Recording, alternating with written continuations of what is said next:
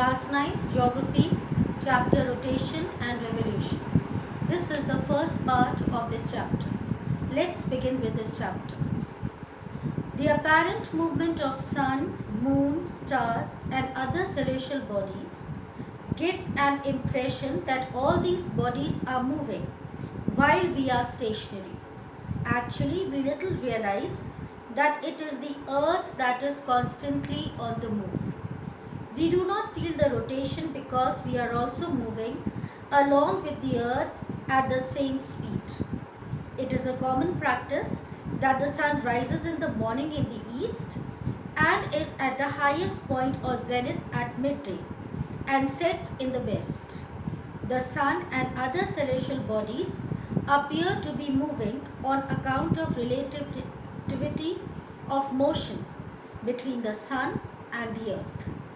In fact, all the heavenly bodies are constantly in motion, but are held together in space because of the gravitational force of one with respect to the other. The Earth's gravitational force holds the moon and artificial satellites in their rotational paths or orbits. The movements of the Earth. The primary movements of the Earth are rotation and revolution. Rotation. The Earth rotates on its axis from west to east once in 24 hours. This movement causes day and night. Revolution. The Earth revolves around the Sun, making one complete revolution in approximately 365 1/4 days.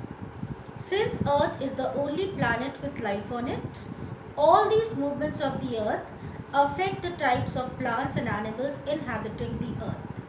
Because of the varying amount of sun's heat reaching the various parts of the Earth due to the Earth's spherical shape and inclination of the axis, the amount of insolation or heat varies from place to place. Rotation of the Earth and alternation of day and night. The varying length of day and night is directly related to the Earth's rotation on its axis once in 24 hours. While rotating, a part of Earth facing the Sun has day and the other part night.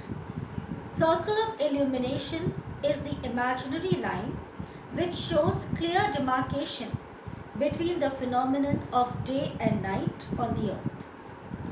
Period of rotation. The spinning of the Earth on its polar axis is termed as rotation. The period of rotation or the time required for the Earth to turn through 360 degrees is 23 hours 56 minutes 4.9 seconds. This period is termed as the sidereal day and is determined by the stars. Effects of rotation. Rotation causes day and night. The variation in temperature is also due to rotation. As part of the Earth receiving the sun's rays accumulates the heat during the day, it raises the day temperature, while at night a part of this is given off and the temperature cools down. The apparent movement of the celestial bodies is the evidence of Earth's rotation. We say that the sun rises in the morning in the east and sets in the evening in the west. It is an illusion. Actually, it appears so because of the rotation of the Earth.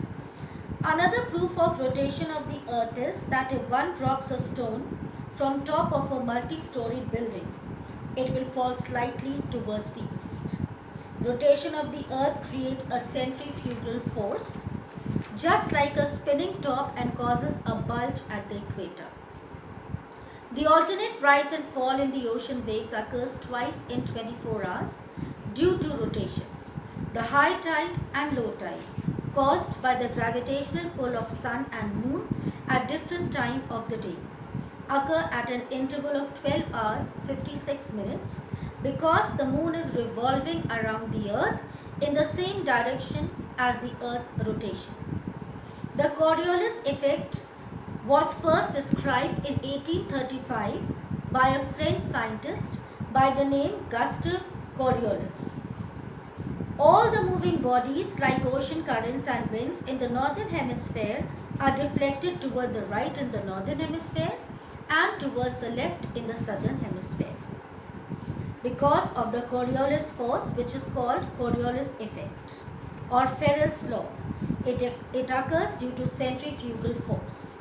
It is because of the rotation of the earth and difference in speed as we go towards the poles, as latitude increases and the speed of the earth's rotation decreases. The Coriolis effect increases. It is absent at the equator but increases as we go towards poles. Here ends the first part of this chapter. We will continue this chapter in the next part.